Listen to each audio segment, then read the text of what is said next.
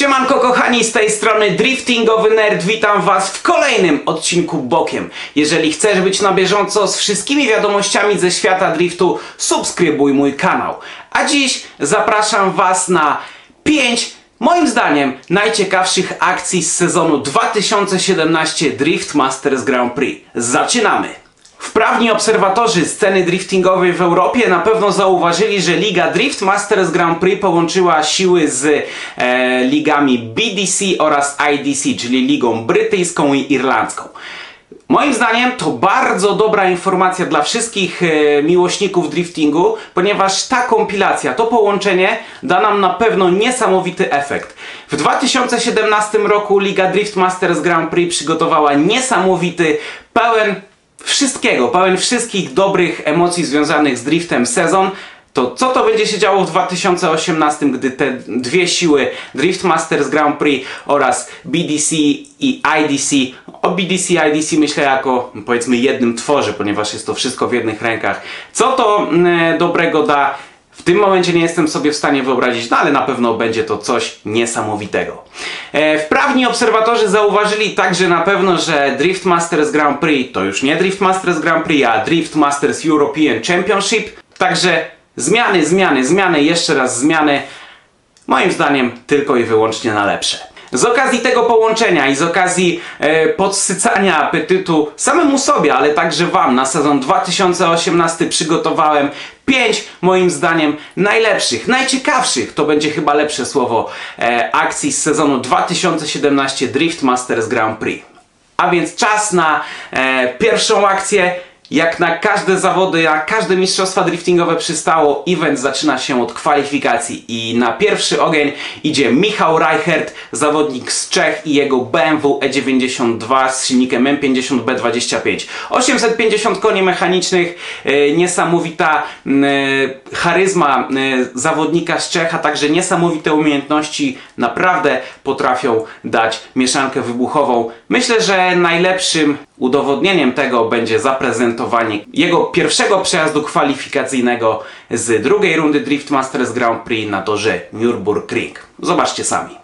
Michał Reichert, reprezentant Czech, silnik M50B25, 850 koni, ponad 1000 Nm, do tego piękna karoseria BMW E92 M3. Widzimy Michała Reicherta, który jedzie naprawdę bardzo agresywnie i który chce pokazać, że zasługuje na wygraną. Backward centry w wykonaniu Michała Reicherta. Niebieskie BMW E92 robi tutaj naprawdę niesamowity show. Brawo, brawo Michał Reichert, pokazałeś niesamowitą klasę. Wszyscy, a jest tutaj nas raz, 2, 3, 4, 5, 6, 7 osób. Stoimy i bijemy brawo na ten przejazd, bo wyglądał naprawdę niesamowicie. Niesamowicie sympatyczny Czech Michał Reichert. Mówił, że musiał zmieniać dyferencjał w swoim aucie na dłuższy, ponieważ brakowało mu biegu. Widać, że ta zmiana dyferencjału, zmiana tego przełożenia na dłuższe zaskutkowała. Michał Reichert zrobił tutaj naprawdę niesamowity przejazd. Za chwilę zobaczymy, jak podejdą do niego sędziowie, bo to, że przejazd wyglądał dobrze, nie oznacza, że musiał być poprawny technicznie i nie oznacza, że Michał Reichert zastosował się do wszystkich zaleceń sędziów. 75 punktów dla Michała Reicherta. Tym przejazdem Michał Reichert kupił moje serce, moje i wielu fanów. Runda na Nürburgringu dla mnie osobiście była bardzo szczególna, bardzo ważna, ponieważ tam był mój debiut w roli komentatora, a więc wszystkie filmy, które dzisiaj, wszystkie urywki, które dzisiaj oglądacie z tych przejazdów są z moim komentarzem, ponieważ są to fragmenty livestreamu, jakie Liga Drift Masters Grand Prix proponowała swoim kibicom. Livestream był w języku polskim, który ja miałem niesamowitą przyjemność i zaszczyt komentować. Livestream był także w języku angielskim, który komentował mój kolega Adam Grudniewicz, no a w N-Sporcie tę relację komentował Sergiusz Ryczel i Tomasz Więcek. Ale to jakby tyle z technicznych aspektów komentarza. Słuchajcie, Michał Reichert i jego BMW E92 na Nürburgringu jakby dokonało żywota. Mówimy tutaj o silniku, jaki jest pod maską tego niebieskiego samochodu z Bawarii. Później pod maskę wylądował kolejny M50B25. Ta jednostka była jeszcze mocniejsza, ponieważ miała aż 900 koni mechanicznych i moim zdaniem Ta moc była chyba troszeczkę przesadzona, ponieważ ten silnik, mówimy cały czas o M50B25, nie wytrzymywał tej mocy. Rozmawiałem pod koniec sezonu z Michałem Reichertem i powiedział mi, że przez cały sezon wymienił aż 5 słupków. Także naprawdę jest to liczba, która mówi o tym, że chyba warto by było z tej mocy troszeczkę zjechać, a i tak wartości rzędu 600-700 koni mechanicznych by, myślę, że w zupełności wystarczyły.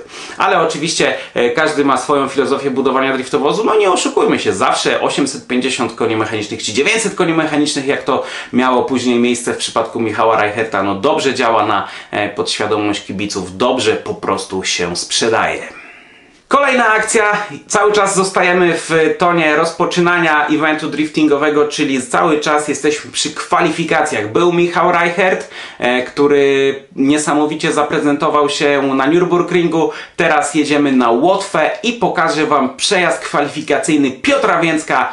Zwycięski przejazd kwalifikacyjny, którym Piotrek zapewnił sobie wygrane kwalifikacje podczas 5. rundy Drift Masters Grand Prix w niesamowitej, mojej ukochanej Rydze. Zobaczcie sami, jak jechał Piotrek. Tymczasem na naszych ekranach Piotr Więcek, zawodnik Budmat Auto Drift Teamu, kierowca Nissana Skyline R34, silnik 2JZ z Toyoty Supry.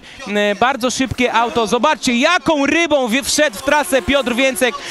Naprawdę rzucił mocno to auto. 10 punktów za prędkość w poprzednim przejeździe, ale teraz chyba to poprawi. Bardzo głęboko wjeżdża w zonę numer 4. Piotr Więcek w spory kąt wchodzi teraz. Zaznacza swoją przewagę bardzo mocno. Wow! Prawie 2/3 auta w zonie numer 6. I jeszcze wielkim kątem zaznacza tę końcówkę tego przejazdu Piotr Więcek. Chce odebrać palmę pierwszeństwa Janisowi Eglitemu i naprawdę ma ku temu bardzo duże szanse. Zobaczcie na to, na tych powtórkach, jak ten przejazd agresywnie wyglądał, jak ten wielki wieloryb, ten Nissan Skyline sobie dobrze radzi na torze w Rydze. 12 metrów szerokości i naprawdę bardzo dobra dyspozycja młodego płoczczanina. Widać, że te trzykrotny tytuł mistrzowski dla Piotra Więcka, jeżeli chodzi o Drift Masters Grand Prix, no owocuje. 92 punkty i aktualnie pierwsze miejsce dla Piotra Więcka. Sezon 2017 dla Piotra Więcka był naprawdę pracowity. Starty w 5 z 6 rund Drift Masters Grand Prix i do tego jazda w pełnym cyklu Formuły Drift. Naprawdę można powiedzieć, że czas Piotra Więcka wykorzystała do maksimum. Piotrek nie startował na Nürburgringu, ponieważ w tym samym czasie była runda w Atlancie. W Atlancie Piotrek doszedł do top 8. Jakby ta kolizja tych terminów spowodowała, że no, zawodnicy World House Drift Teamu, którzy jednocześnie są zawodnikami Budmat Auto Drift Teamu, znaleźli się w Stanach Zjednoczonych, a nie w Niemczech. Jak wiecie, zarówno za Piotrem Więckiem, jak i za Jamesem Deanem bardzo udany sezon. Piotrek zakończył rywalizację w 2017 roku za oceanem z tytułem najlepszego debiutanta sezonu, a także wygrał ostatnią rundę na Irwindale'u i stał się jednym z 3 zawodników, którzy w swoim debiutanckim sezonie wygrali pojedynczą rundę. James Dean, mistrz Formuły Drift, 4 zwyciężone rundy. No i czego chcieć więcej. Za nami 2, moim zdaniem, najciekawsze przejazdy kwalifikacyjne sezonu 2017 Drift Masters Grand Prix, a więc teraz idziemy do przejazdów w parach, czyli coś, co kochamy najbardziej. Na sam początek top 32 i walka Jakuba Stępnia z Jerzym Tecławem. Ale już na trasę wyjechało 2 gladiatorów, ponieważ te zawody tu w Toruniu to jest prawdziwa rywalizacja stadionowa współczesnych gladiatorów. Oni zamiast walczyć, zamiast bić się, mają 2 bronie, każdy po jednej. To są ich samochody. Teraz tymi brońmi będą 2 Nissany S13. Ten czarny, którego widzimy teraz na monitorach, to auto Jurka Tecława, 420 koni mechanicznych.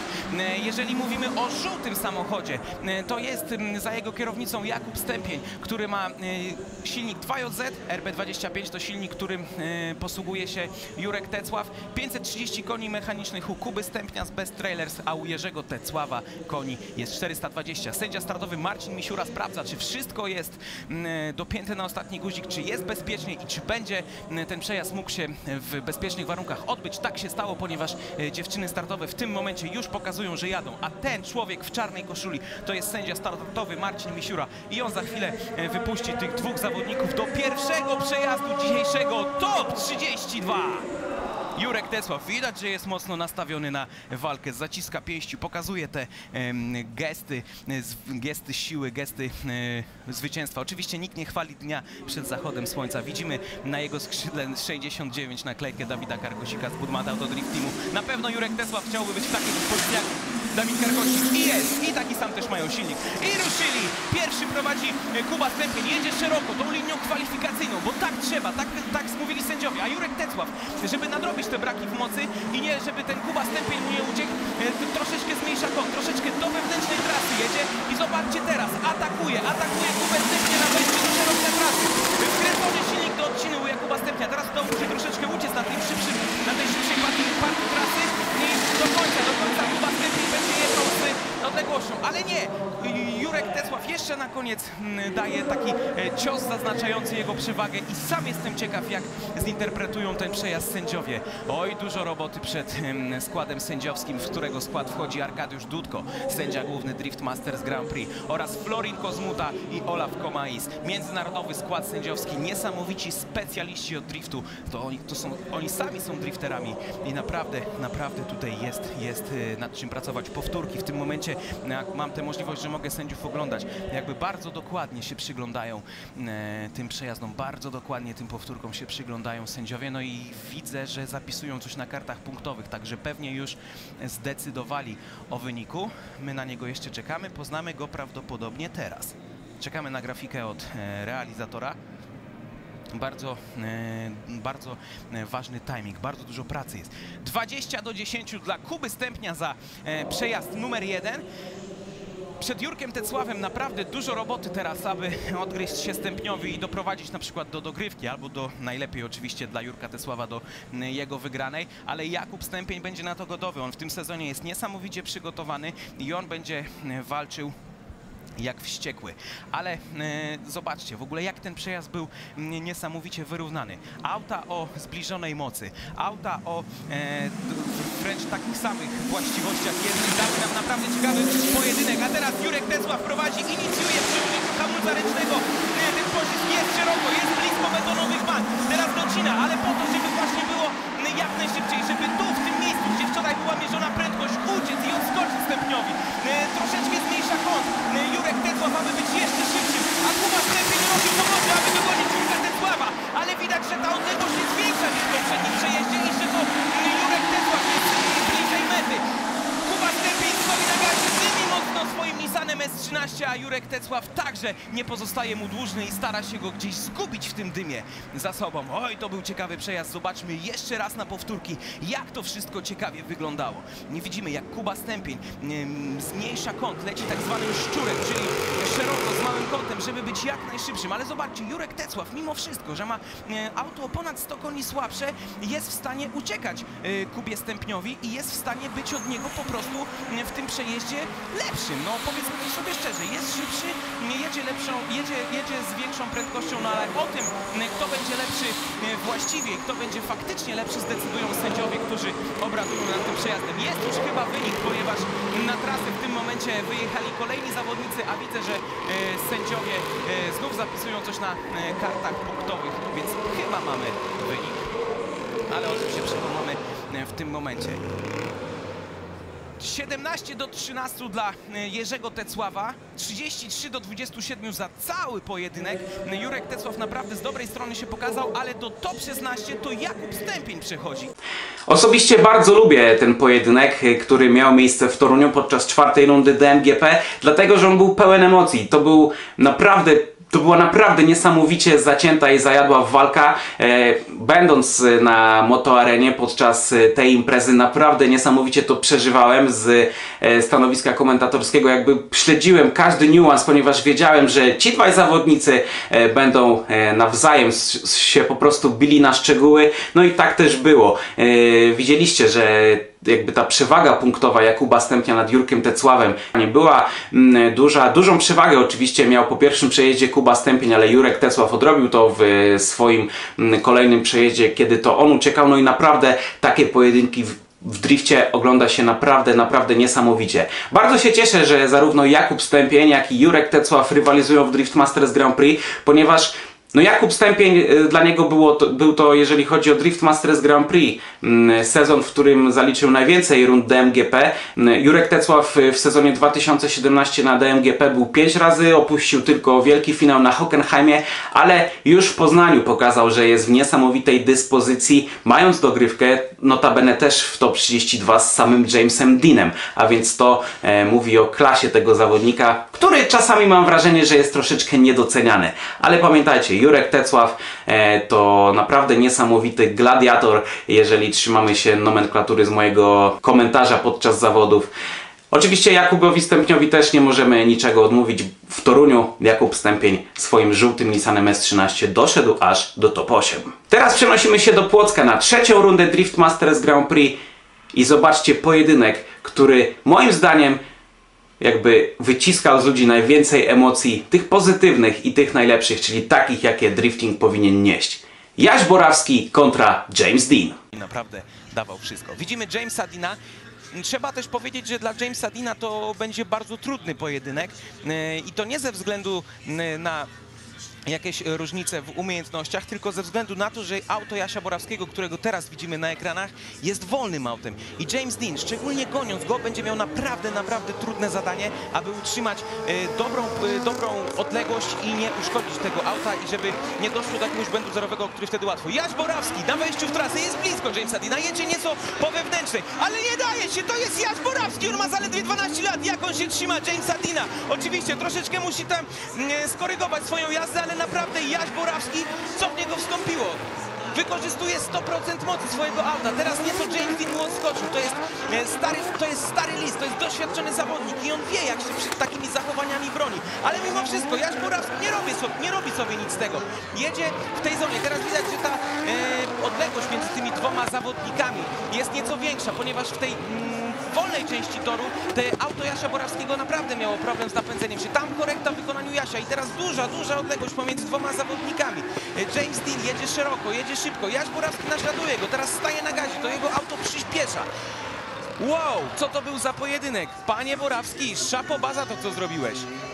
Naprawdę dałeś pokaz niesamowitego driftingu. Gratulacje dla Jasia Borawskiego. Publika po prostu tutaj wariuje. Zobaczmy na powtórkach jeszcze. Jaś Borawski atakuje i siada na drzwiach Jamesa Deana. Sensacja na stadionie imienia Kazimierza Górskiego w Płocku. Panie Borawski, wielka kariera przed tobą. Zobaczmy w ogóle, ja jestem ciekaw, jak to ocenią sędziowie. 21-9 dla Jamesa Deana. Brawo, to jest dobry wynik i to jest dobry wynik oczywiście dla Jamesa, bo jest przewaga, ale to jest także dobry wynik dla Jasia.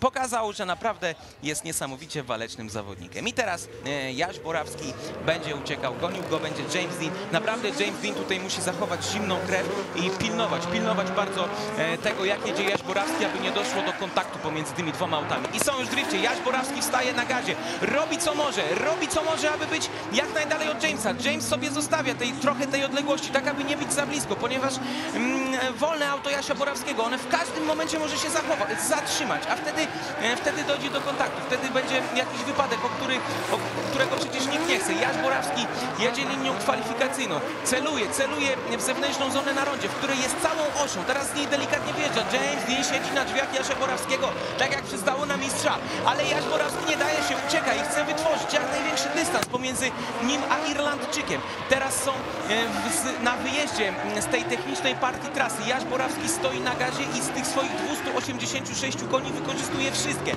James Dean siada na drzwiach Jasia Borawskiego, jest do niego równolegle. Wow, cóż za atak w wykonaniu Jamesa Deana, ale Jaś Borawski nie popełnia błędu zerowego i jedzie czysto, jedzie swoje. Brawo ode mnie. Publika na stadionie imienia Kazimierza Górskiego znów szaleje, ponieważ widzą, jak tworzy się historia polskiego, a kto wie, może nawet światowego driftingu. Widzimy powtórki z przejazdu Dean Borawski. Dean na początku zostawił sobie troszeczkę odległości pomiędzy nim a jego rywalem, po to, aby nie było tam żadnego kontaktu, po to, aby ta ich jazda nie obfitowała w jakieś niepożądane sytuacje, także potem któreś z tych aut musiałoby być naprawiane. Tego nikt nie chce, tego wszyscy unikają. I dobrze, ponieważ sportowa rywalizacja musi rozstrzygać się sportowo, a nie poprzez awarie czy jakieś rzeczy niezależne od ludzi. Czekamy na wyniki. 21-9 dla Jamesa Deana. Z powrotem taki sam wynik, 42-18 za cały pojedynek. Dalej przychodzi reprezentant Irlandii, ale jeszcze raz wielkie brawa dla Jasia Borawskiego za jego młodzieńczą fantazję. Pamiętam, że gdy Jasiu Borawski i James Dean wyjechali na stadion, jakby te dwa wielkie nazwiska wśród ludzi już sprawiały naprawdę niesamowitą ekscytację i na trybunach był prawdziwy wiwat, ale gdy podczas ucieczki Jamesa Jasiu od pierwszych metrów mocno zaatakował zawodnika z Irlandii, pokazał najlepszemu drifterowi na świecie, bo tak trzeba o Jamesie Deanie w tym momencie mówić, że się go nie boi, że pomimo tego, że ma o wiele słabsze auto, przypomnijmy, tylko 286 koni w E30 Jasia Borawskiego w stosunku do 670 koni, jakie jest pod maską S14 Jamesa Deana, to naprawdę duża różnica. Poza tym, no jakby za Jamesem Deanem mówią no na pewno o wiele większe umiejętności, wynikające z niesamowicie wielkiego doświadczenia, ale Jaś Borawski pokazał, że jest przyszłością tego sportu, no i że z każdym kolejnym sezonem będzie na zawodach robił coraz większe zamieszanie i coraz mocniej psuł szyki takim zawodnikom chociażby jak James Dean, Grzegorz Chybki czy Piotr Więcek.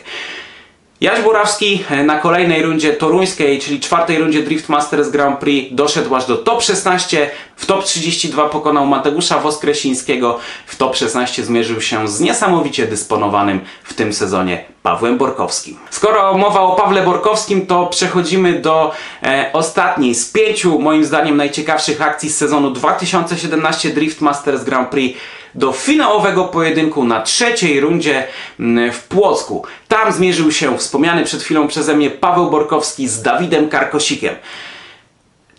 Ten pojedynek pokazał niesamowite umiejętności tych dwóch kierowców. Było naprawdę ślisko, asfalt był no wręcz jak lód. Opanować samochód na takiej nawierzchni, na tak śliskiej nawierzchni było naprawdę niesamowicie trudno. A ci zawodnicy pokazali, że nie tylko w takich warunkach potrafią zachować zimną krew, ale są w stanie rywalizować na mokrym, tak jak na suchym, bo tak trzeba o tym powiedzieć. Zobaczcie ten niesamowity pojedynek.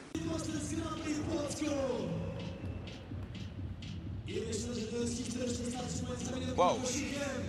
Delikatnie skręciły się włosy jednej z dziewczyn startowych na skutek deszczu, ale to przecież dodaje tylko uroku. Kręcone włosy są zawsze spoko, a my czekamy na to, aż sędzia startowy wypuści tych dwóch zawodników do przejazdu finałowego. To jest wielki finał, więc dopingujmy, jakby to był wielki finał. I to będzie finałowy przejazd. Wow, co tu się dzieje? Za chwilę będzie inicjacja, ale już od początku jest atak.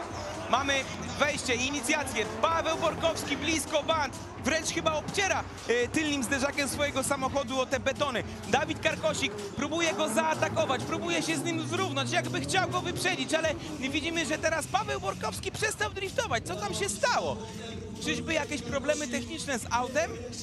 Nie jesteśmy w stanie wyczytać tego z wnętrza auta Pawła Borkowskiego. Jest spokojny. Czy to był wielki błąd? Co się stało? Co się stało? Może za chwilę będziemy mieli informacje na ten temat. Rozmawia teraz sędzia startowy z Dawidem Karkosikiem.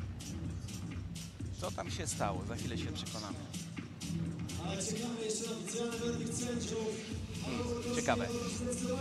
Niemniej jednak, zobaczmy to na powtórkach. Może one nam odpowiedzą. Widzimy, że jest atak. Przejazd jak na razie wygląda dobrze. Dawid Karkosik mocno atakuje, ale nie ma kontaktu pomiędzy tymi dwoma zawodnikami. Wręcz Paweł Borkowski jakby odjeżdżał. Prawdopodobnie doszło do mocnego wciągnięcia w ścianę Pawła Borkowskiego. Jeszcze może za chwilę z tej perspektywy będziemy to widzieli lepiej. I być może Paweł Borkowski w ten sposób chciał się uratować przed rozbiciem swojego samochodu. 30-0 dla Dawida Karkosika. No i co? Czekamy na przejazd numer 2.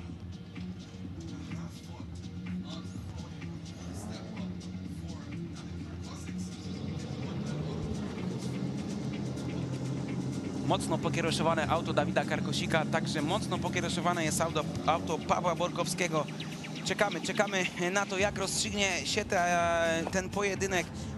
Czy Paweł Borkowski zajmie drugie miejsce? Czy Dawid Karkosik zwycięży w Płocku? O tym dowiemy się za kilkadziesiąt sekund. Rozpędzają się, są naprawdę szybcy i jadą. Dawid Karkosik inicjuje pościg, ale jest spokojny, nie chce przesadzić. On wie, że ma tą wygraną w ręku i wystarczy tylko ją dowieźć do mety, a żeby to zrobić, trzeba jechać po prostu zachowawczo, spokojnie, ale on wie, że ma na swoim karku młodego lwa, który jest głodny zwycięstw i chce drapnąć starego lisa i strącić go z pozycji samca alfa, chce go wygonić z tego stada, ale teraz widzimy, że Dawid Karkosik zachowawczo i bardzo dojrzale, bardzo trzeźwo jedzie. Paweł Borkowski atakuje Dawida Karkosika, dochodzi do delikatnego kontaktu znów.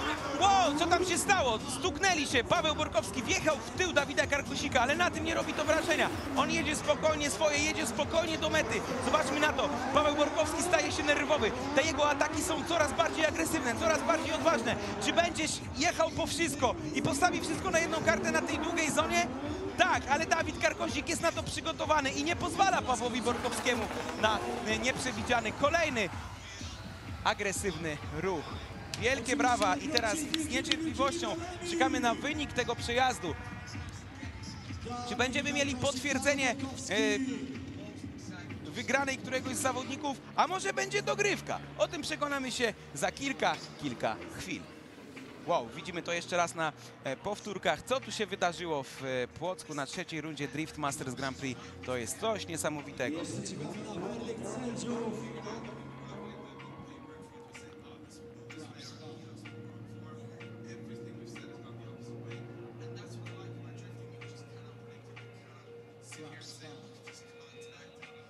Cóż za kontakt jeszcze na sam koniec tego przejazdu. Sędziowie obradują, sędziowie dopatrują się niuansów, co tam się wydarzyło. Zawodnicy tymczasem zjeżdżają z trasy i czekamy na werdykt. Sezon 2017 Drift Masters Grand Prix obfitował w jeszcze więcej takich sytuacji. W zasadzie każdy przejazd ma w sobie to coś, o czym można by opowiadać godzinami, nad czym można by się rozwodzić i dyskutować. To jest to, za co ja osobiście kocham drift, że ten sport jest tak niesamowicie różnorodny, nieprzewidywalny i że tutaj w zasadzie nie ma nikogo na pozycji wygranej lub przegranej. Każdy, stając do walki, jest na równej pozycji i to jest moim zdaniem w tym sporcie najpiękniejsze.